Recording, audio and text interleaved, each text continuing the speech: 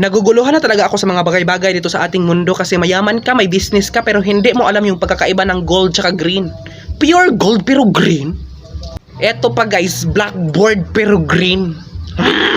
Alam nyo, kami mga estudyante, pumupunta kami ng school para matuto. Pero paano kami matututo na mabuti kung sa blackboard pa lang ay mali na agad? Dapat green board yung tawag nyo dyan, no? Kasi green yan, hindi naman yan black. O binibigyan ko kayo ng 1 month, ayusin nyo yung problemang ito, ha? Kung hindi, wag na tayong mag-aral. Charis! Fire truck pero yung laman tubig. Dapat yung tinawag nyo dyan, water truck. Fire truck pero walang apoy. Lemon square daw pero circle. Ginagago nyo ba kami, ha?